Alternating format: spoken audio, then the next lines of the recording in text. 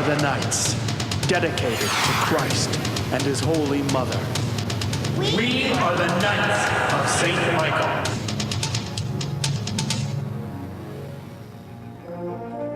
Saint Louis de Montfort was a holy priest who lived over 300 years ago, a Marian priest whose book, True Devotion to Mary, has influenced many popes and is widely read to the present day.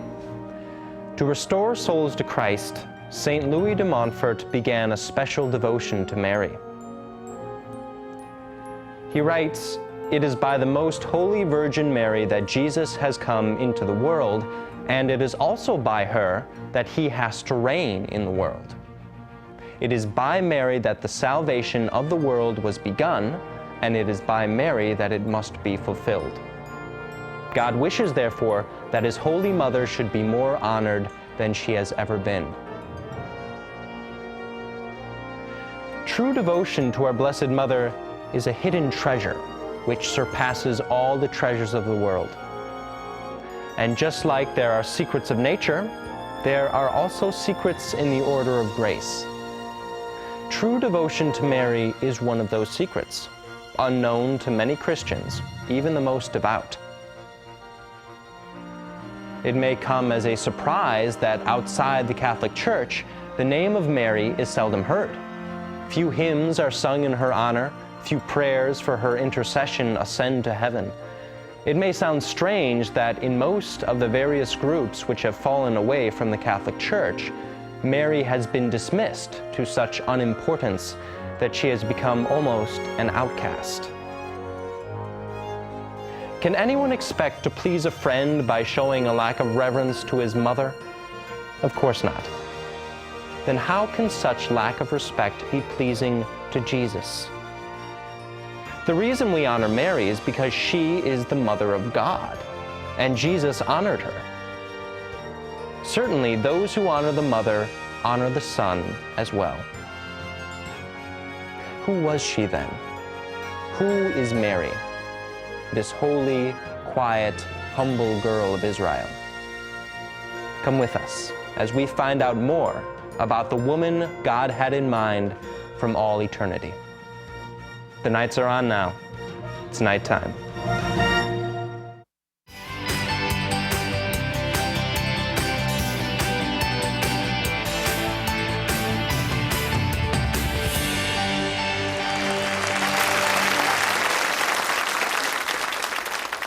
It's time for Common Sense.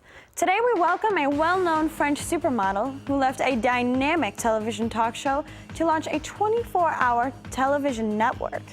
Her international network is called Meow, Media Empowering Oppressed Women. It reaches out to women of all ages with the latest revelations, fashion, gossip, exercise, and advice. Please welcome the one-name wonder, Ariel.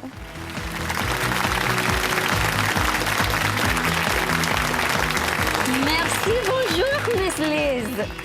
Do you like my new French design? My designer's name is Gigi.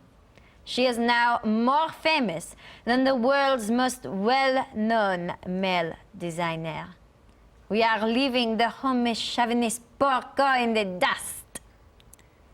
It is beautiful. Thank you. I'd like to hear more about your new women's network. I understand it's staffed entirely by women? Oui. My mission for Meow is to raise women up from servitude to dominance. Well, it seems to me you've been quite successful. Where did you get your start? My little village in France was tucked into the mountains and was terribly old-fashioned.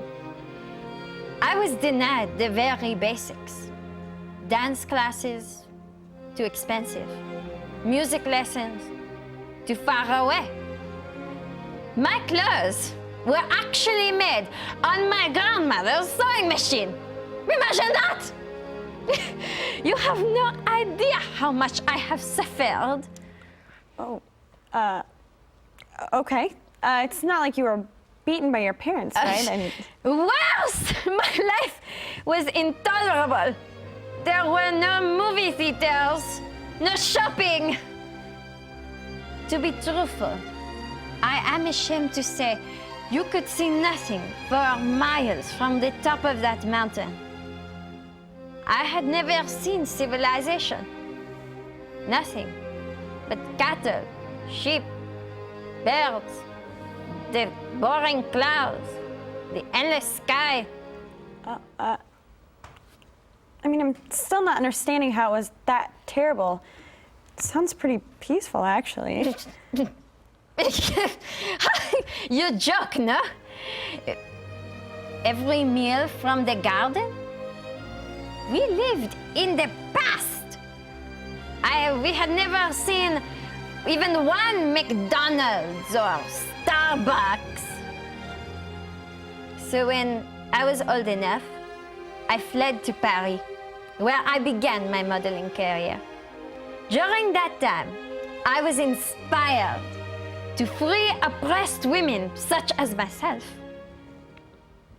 Okay, moving on.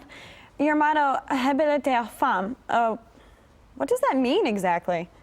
It means liberté, to emancipate, to unshackle, to set women free. The idea came after many long weeks of psychiatric therapy. I was told that I had been scarred while growing up. My mom and my grandmom were no more than slaves. They had to do everything, from the food, to the laundry, to the garden, to the the babies, and more babies. But if the men are out there working all day, why is it unfair for a woman to do her share? I mean, there must have been some reason why your mother and grandmother chose to live all those years in the French Alps. It was definitely a lot of work, but I think I'd love that lifestyle. I mean, it would be pretty fulfilling, just... You think milking goats is fulfilling? Are you the crazy one? I empower women everywhere to think for themselves, to place themselves in roles, domineering roles.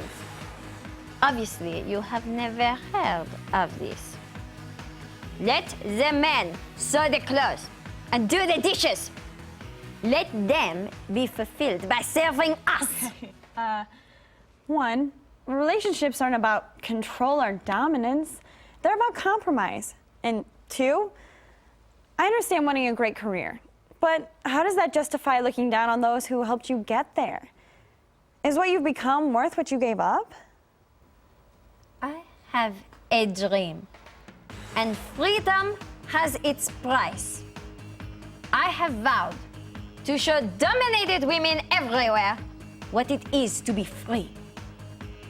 Women should never again have to give up their childhood dreams to fulfill someone else's. We were each given free will. We each have a brain and a mouth. So women, learn to use it.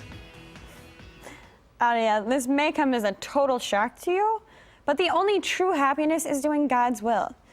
And the surprising thing is, when you truly love another person, you want nothing more for them than to be happy.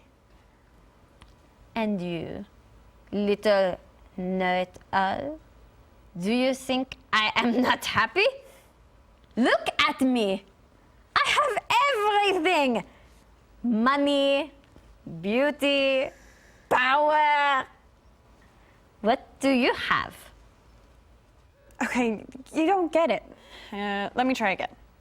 Many people sacrifice themselves for the ones they love, which is the opposite of self-indulgence. You get it? Think Mother Teresa. So, you mean to say that I am wrong? That millions of women are wrong? Ooh la la! You are an infant! We have our role models, rock stars, movie stars, women who have become powerful in politics and banking, queens who sit on thrones, women astronauts who fly to outer space, We are the new age women who choose our own destinies. We will not honor and obey, nor shall we serve. Strange. That just happens to be the very words spoken by the devil to God himself. I will not serve. That's an interesting coincidence. Ariel, I think it's time for common sense. Don't assume that being a housewife is the pathetic choice of women who don't know better. Cooking, sewing, and having children isn't easy. In my eyes, the modern advanced woman could stand to learn a thing or two. I would like to call your attention to the only one perfect woman, one who was given the highest honor and the highest place in the universe, the humble mother of God and the glory of the human race, a queen more powerful than all the forces of hell, and quite the opposite of the proud, radical feminist.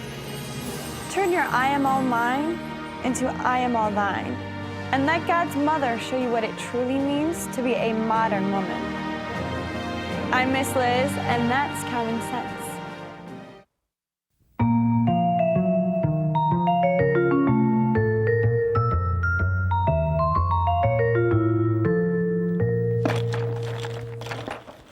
Get me out of here! Someone, get me out! Mr. Positive, I need help! I hate that woman. She did this to me. Hear me? I hate you! Mr. Positive, you have got to get me out of here! Oh, Minnie Positive. I'm sorry about this. This has happened to me much more than I care to admit. Tell me what happened. Well, I was on a mission. 13-year-old kid on a computer. Everything was going fine. But then, out of nowhere, the boy said a prayer to Mary, his mother in heaven. Out loud even. She answered in a flash. Poof!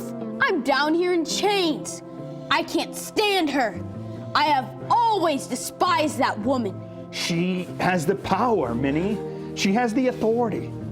The queen is empowered by him, and there is nothing we can do about it.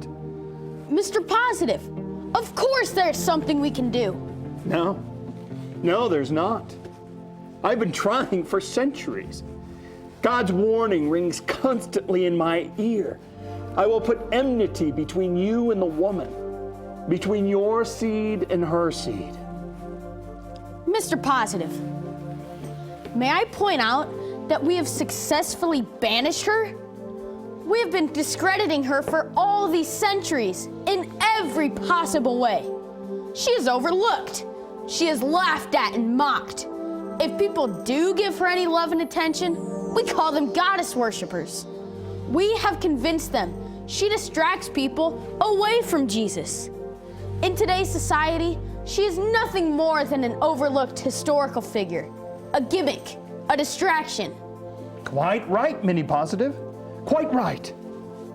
We have to redouble our efforts then. There are still plenty of souls who ask for her help, and her intercession is fatal to us. We cannot stand up to her. So people must stop calling on her altogether. Exactly. I like the way you think.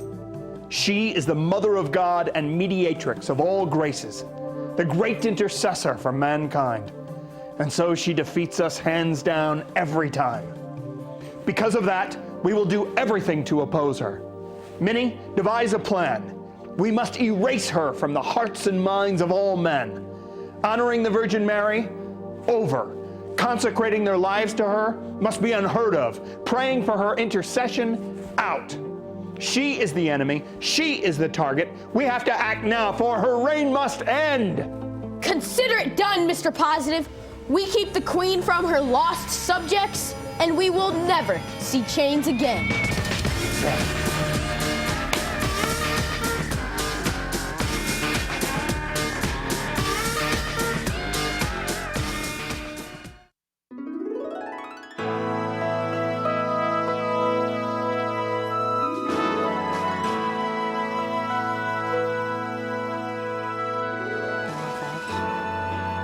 And so this girl said, Cosette, why do Catholics worship Mary? And I thought, here we go again. Why is it so difficult to understand the Mother of God? Can't you see? If we truly love God, then wouldn't it be natural to love who He loves? Do you think Jesus, God incarnate, would actually be jealous of His own mother? Do you think you can only love one person at a time? Can't you see that mothers love all their children and all their grandchildren, not just one child? Why is it so difficult to understand that Catholics love God and His mother and the saints? We love them all, and we honor them because God honored them. Now, if God chose a 15-year-old Jewish girl named Mary from all the women in the world and honored her by sending an angel down to earth to ask her to be the mother of His Son, now that's a big thing. Isn't that awesome? What if she said, I'm sorry, I can't do that. I'm not worthy. Think about that. What would have happened then? But she didn't. Mary said yes.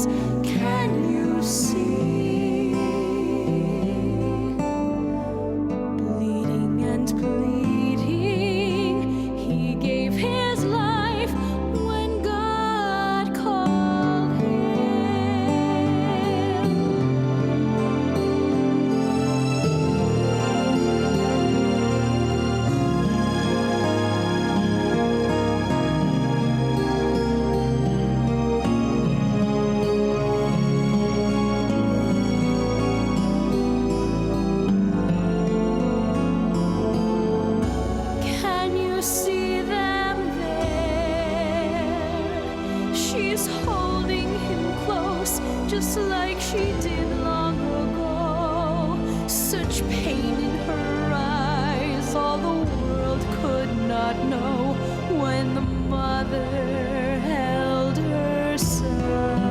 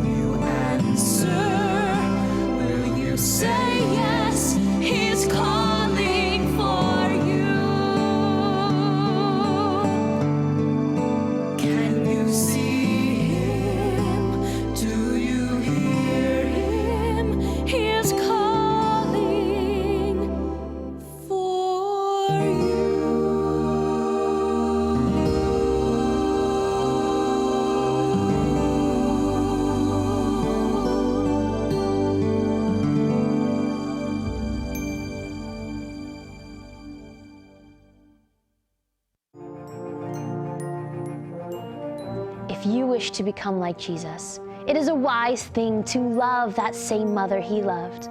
The mother who shared in his creation, nursed him, clothed him, carried him, protected him, prayed with him, and followed him for 33 years, and stood in agony under the cross as the rest of the world turned against him. In the natural order of the universe, every child has a mother and a father. In the spiritual order, it is the same. A child of faith has God for his father and Mary for his mother. Bear in mind, when a mother conceives a child, its very existence becomes dependent upon her. It is her blood that flows through his veins, and it is her body which surrounds the infant in protection.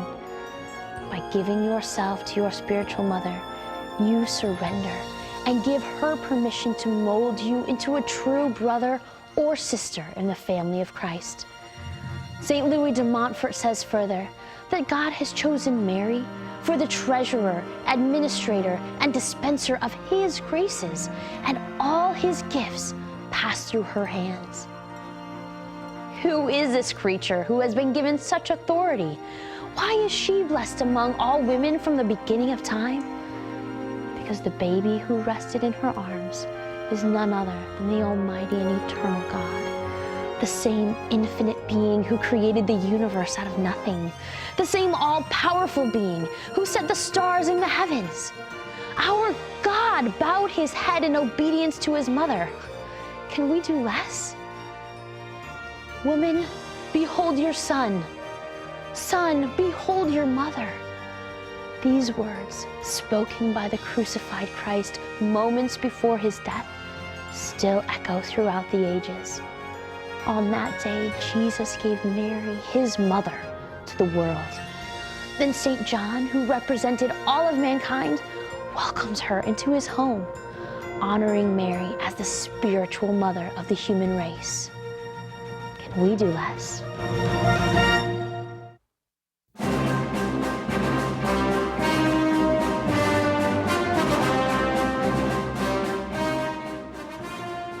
Exactly. I like the way you think. She is the mother of God and mediatrix of all graces. One more time, please.